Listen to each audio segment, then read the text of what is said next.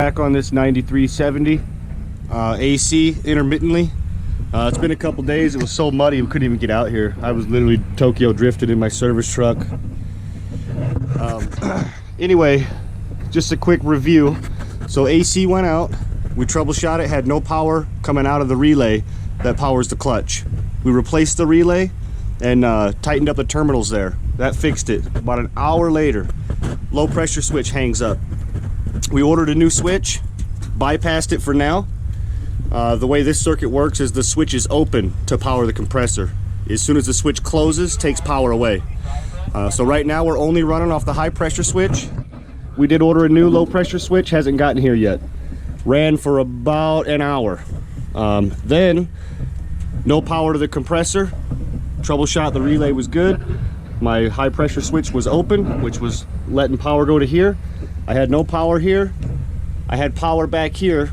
You guys are gonna see that here in just a minute. Somebody's been in this harness. It's all taped up and I'm sure there's butt connectors and everything. Anyway, I want to show you guys this. Get your little seam ripper. It's a sweet little hack for cutting all the sheathing on the wiring harness so you can get in there and trace wires out. And it's that way you're not just gouging, cutting all kinds of wires with a knife.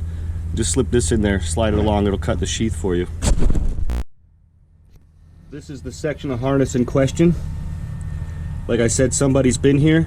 I added this Deutsch connector because we first got this tractor, it was a no charge. Alternator wouldn't put out. So we repaired that with Deutsch connectors. Somebody's been in here though. This is how the tractor was when we got it. So we're gonna cut all this away. When I get in here and start wiggling around with the tractor keyed up and AC turned on, I can hear the clutch kicking in and out. So we got a bad connection right in here. We're gonna trace it out, see what we come up with. Not sure how well this is gonna show up on camera. We'll just cut all the sheathing back. This is just the one half of that connector.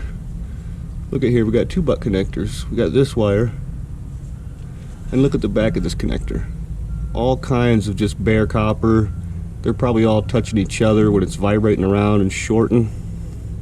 Oh, look at that. This connector doesn't even lock to this half over here, as you guys can see it. See what we're doing here. These connectors don't even lock together anymore. So you guys know how I roll. We're gonna chop all this out and put a new connector on this, one that'll lock together. The only bad thing is I can't read wire numbers, so it's gonna be painfully slow. I gotta go one wire at a time on each side of the harness, because it doesn't matter which connector this wire goes into, it doesn't matter which pin, but it has to be the same on this side.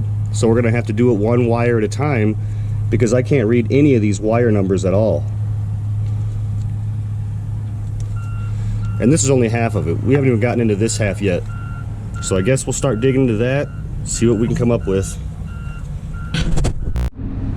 Here's where we're at, guys.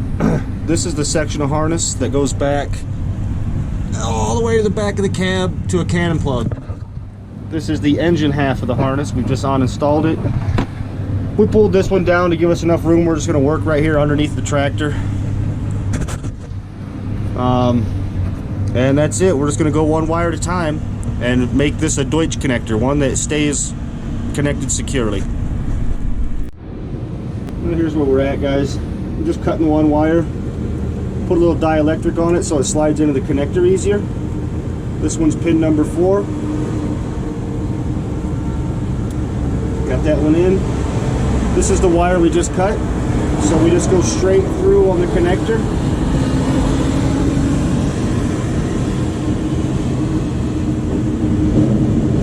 This next wire right here, we'll cut that, put it in here, and we just continue along one wire at a time. Now check it out, guys. This part rubbed through. We don't want to cut that all the way out unless we have all the rest of them that same length. Otherwise, this extra short wire is going to have a lot of tension on it from the rest of the harness. So what I'm going to do, we're going to put a bunch of dielectric grease on that right there. It didn't really get into the copper.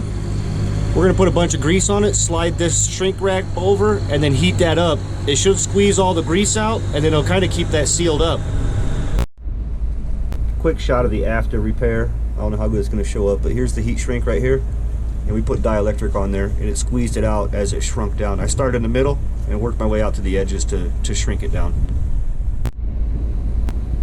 Well, real quick, so I made a mistake here, but we caught it. This wire that we just repaired, I had accidentally plugged into pin number 6, and I had skipped pin number 5. But I caught it getting this wire prepped.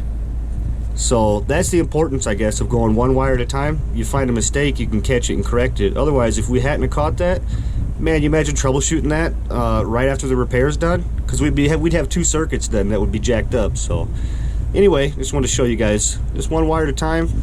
Just take your time. Here's our after wiring repairs. We're gonna go inside, crank it up, and see if the AC is good.